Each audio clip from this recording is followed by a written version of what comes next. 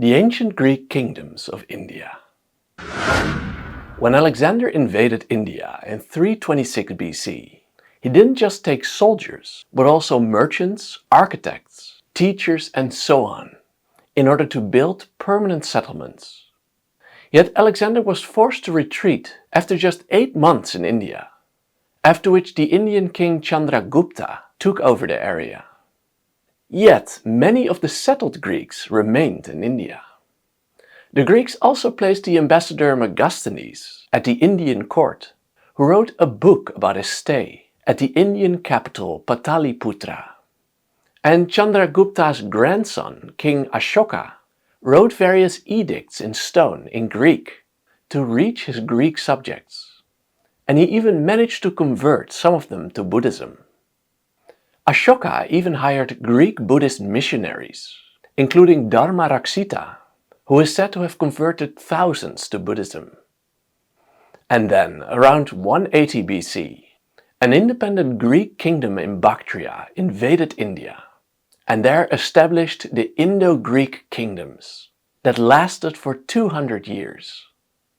Some of the cities in these Indo-Greek kingdoms, most of them called Alexandria by the way, after Alexander, had a complete Greek layout, including a theater, a Greek temple and many Greek artifacts. And then there is the site Jandial, near the city of Taxila, the city where Alexander camped for 2 months. And here archaeologists have discovered a Greek street plan and also a temple with Ionic columns, a specific type of Greek column. So we have a lot to get to. Let's start. Hey, good to see you. This is Stephan, author of In Search of the Sublime. On this World History channel, we'll trace humanity's relentless pursuit of scientific truth, moral excellence and enlightenment. You'll meet anyone from Mesopotamian astronomers and Indian yogis to Greek philosophers and Enlightenment scientists. And you'll meet them firsthand using primary sources, giving you valuable insights that transcend the surface level understanding you get on other channels. So go check it out for yourself. Let's start.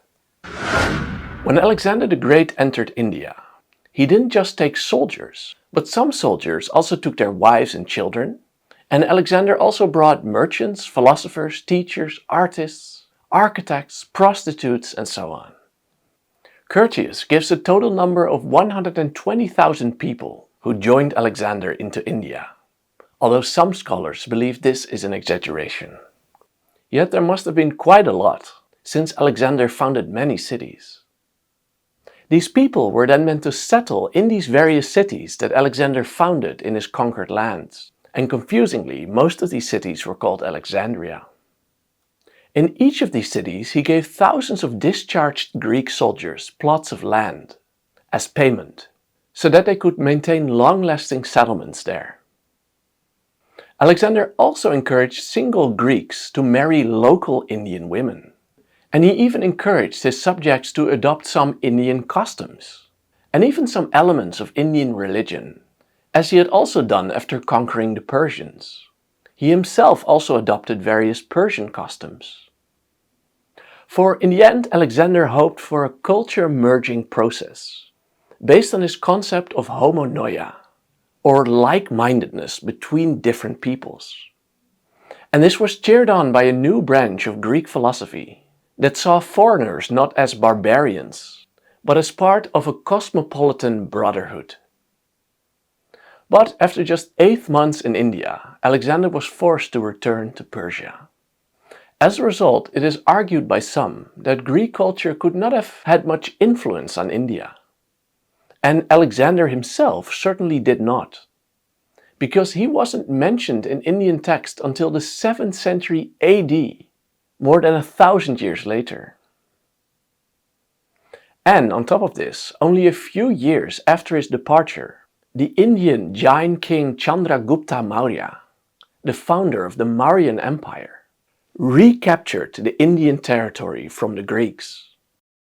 But this argument leaves out that many Greeks continued to live in India, and much later this part of India was recaptured by the Greeks. Alexander died shortly after his departure from India, after which his empire got involved in various civil wars that cut up his empire into various pieces. General Seleucus managed to control the area to the north and west of India, including Bactria. And later Chandragupta reached an agreement with Seleucus, which allowed the Indian king to include even Kandahar, now in Afghanistan, into his empire. And in exchange, Seleucus was presented with 500 elephants for his army. Later we read, Chandragupta also sent a tiger, which Seleucus sent to Athens as a present. And he also sent some aphrodisiacs, as well as drugs with the opposite effect. I can't imagine why. And finally, there was also an intermarriage, although the details here are not clear. Possibly the daughter of Seleucus married Chandragupta, which could mean that Chandragupta's successors were part Greek, although the text isn't clear here. Chandragupta's son, Bindusara, also maintained good relations with the Seleucids. We know that at one point he requested Seleucus for figs, wine, and a philosopher. And he received the first two, but Seleucus responded that he did not trade in philosophers. Quite hilarious. Seleucus also placed a Greek ambassador named Megasthenes at the Mauryan capital Pataliputra. And this man also wrote an influential book about India, based on his first-hand experience at the court. Later, Bindusara also got a Greek ambassador, called Dimachus, who also wrote a book about India. And Bindusara's son, the great Buddhist king Ashoka, had a Greek ambassador named Dionysus. But of these, Megasthenes is the most famous by far. The exchanges between these two countries continued. We also read that Ptolemy II exhibited Indian women and Indian spices carried on camelback in his parades. And the Mauryas in turn imported Greek girls for their harems. King Ashoka even communicated directly to his Greek population, both the Greeks in his own kingdom and also just across the border. Famously, he created a large number of edicts carved on rocks and pillars to spread his message, and these texts are among the earliest writing found in India. Rock Edict 2 refers to the establishment of Indian medical institutions, quote, in the territory of the Yavana or Greek king Antiochus. The word Yona in Yavana, by the way, means Greek, coming from the word Ionians, the name for the Greeks who lived in modern-day Turkey. And we read that some of Ashoka's missionaries were planting medical herbs in their neighboring country. And Rock Edict 5 tells of Mahamatras, or wandering Buddhist missionaries, who are sent, quote, even among the Yavanas or Greeks, dwelling on the western boundaries, that is, in Afghanistan. Surprisingly, Rock Edict 13 even proclaims that Ashoka's missionaries went as far as, quote, 600 yojanas, meaning a few thousand kilometers, where the Yavana or Greek king named Antiocha, or Antiochus in Greek, was ruling, and where beyond the kingdom of the said Antiocha, 4 other kings named Turamaya or Ptolemy, Antikini or Antigonus, Maka or Magas, and Alikasandara, referring to Alexander of Epirus, are also ruling. And these are in fact the actual contemporary Greeks, ruling different parts of Alexander's huge broken empire at the time. But unfortunately, these missionaries were not mentioned in Greek sources. Interestingly, one version of this Rock Edict 13 was found as far west as Kandahar in Afghanistan, and it was written in Greek.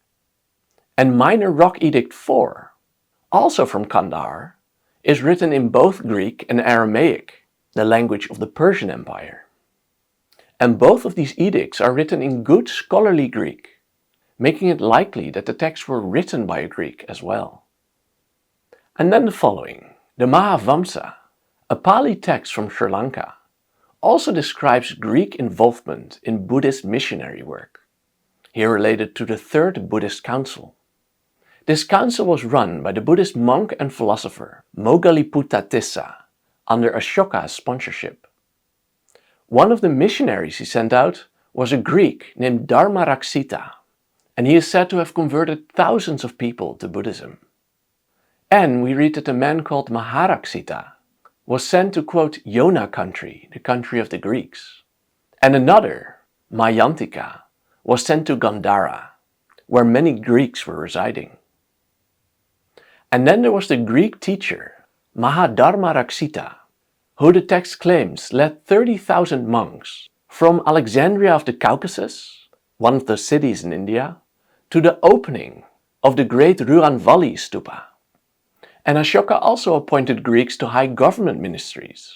For instance, his viceroy of Saurashtra was a Greek, and he also had a Greek governor in Kathiawar. Around 250 BC, Bactria, which had been part of the Greek Seleucid kingdom, revolted and gained their independence. And around 180 BC, Demetrius, either the first or the second, that isn't quite clear, who was assisted by the legendary future king Menander, recaptured a large portion of northwest India, where they founded even more Greek cities. Here we see King Demetrius on a coin with an elephant's scalp on his head, celebrating his invasion of India. And clashes between Greek and Indian armies are also corroborated by the elephant cave inscription, created by King Kharavela. Here we read, quote, that they managed to send the Yavana king Dimita, or Demetrius, back to Mathura.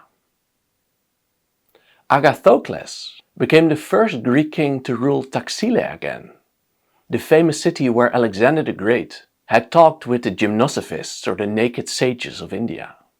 And this king, Agathocles, was also the first to mint bilingual coinage in both Greek and the Indian language. And these coins also include images of Indian deities. And also Buddhist symbols, such as arched hills, which possibly represents a stupa, and also a tree in a railing, both common Buddhist symbols. King Menander, whom we've referenced before, extended the Indo-Greek kingdom even more, conquering even more land than Alexander had held in India. But after Menander, the territory was divided into separate Indo-Greek kingdoms. It is unclear what exactly happened. We basically only know about their rulers from coin evidence. The same King Menander also stars in a Buddhist text written in Pali called The Questions of King Milinda or Menander. There is little doubt that the king himself was a Buddhist, and when he died, his relics were even treated with a reverence somewhat similar to those of the Buddha, being distributed among stupas across his realm. In the text, we read that Menander, after completing a review of his army, felt the desire for some philosophical discussion. He consulted his entourage of 500 Greeks, who suggested a number of philosophers to him. The first few disappointed him, but then he was introduced to Nagasena. The king posed him a series of questions about Buddhism. We read, "Master of words and sophistry, clever and wise Milinda, tried to test great Nagasena's skill. And leaving him not, again and yet again, he questioned and cross-questioned him, until his own skill was proved foolishness. And then he, that is King Menander, became a student of the Holy Writ."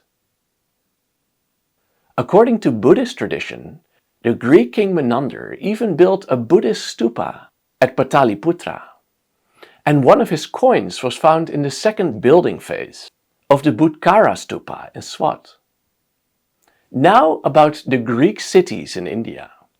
Archaeological research has confirmed the existence of full-blown cities of the Greek type in both Bactria and India.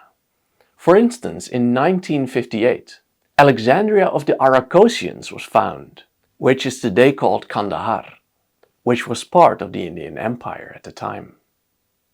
And the site Ai Khanum in Bactria, which likely was Alexandria under Oxus, is even more impressive. The remains show a clear Greek town layout, including a theater for about 5,000 spectators, a stadium, a gymnasium, and 3 temples. There was also a large public building with colonnaded covered pathways of the Corinthian type, and adjoining it was a large hall with 18 Corinthian columns. All right there in Bactria. The items that were found there are equally impressive. There was a bronze Heracles figure, a statue of a philosopher found in the gymnasium, a statue of a nude man with a cloak over his shoulder, various beautifully made faces, and also a beautiful foot with a sandal.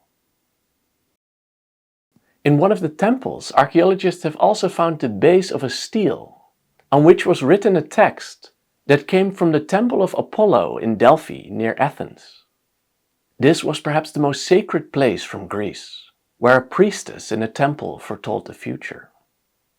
And on it we read the name Klearchos, who claimed to have copied the text from Delphi himself and brought it here to Bactria.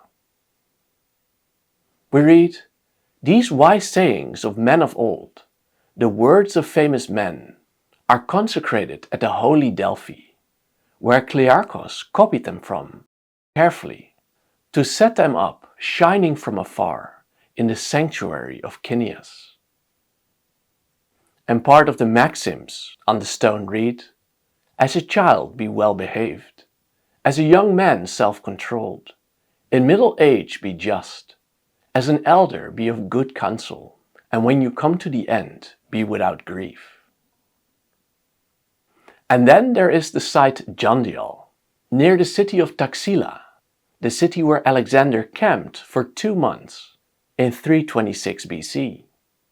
And here archaeologists have discovered a Greek street plan, and also a temple with Ionic columns, a specific type of Greek column.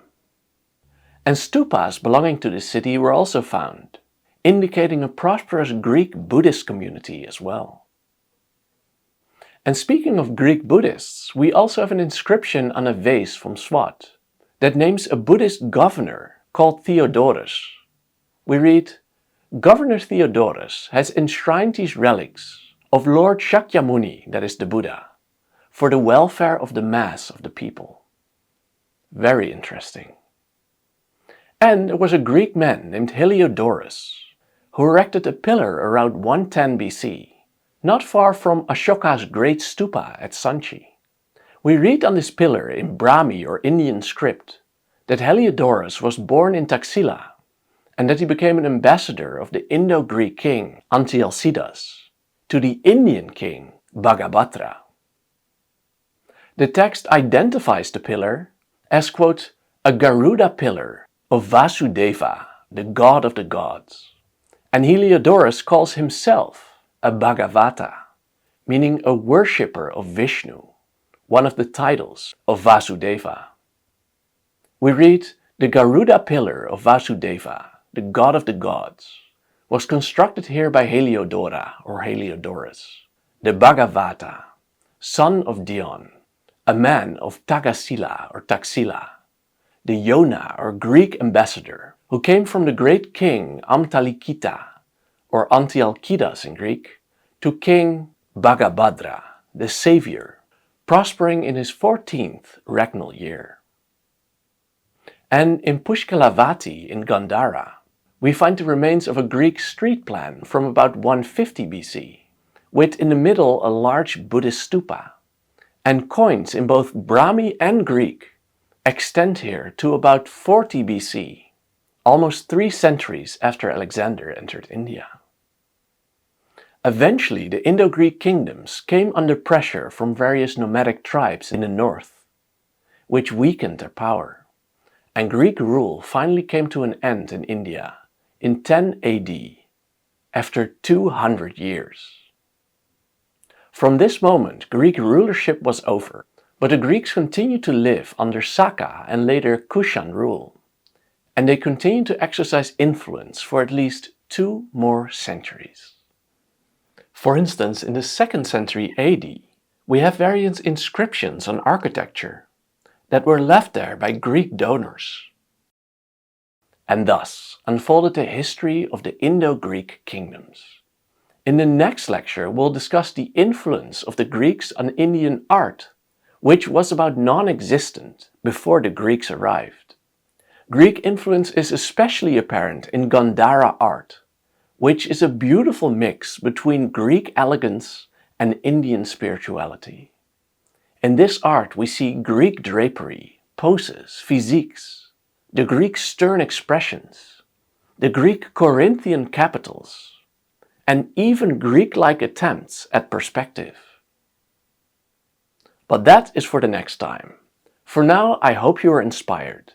And if you want to know more about Greek or Indian history, or any other topic from world history, then read my book In Search of the Sublime. You can read it completely for free on worldhistorybook.com, or you can buy a physical copy on Amazon. Thank you so much for watching. Bye bye.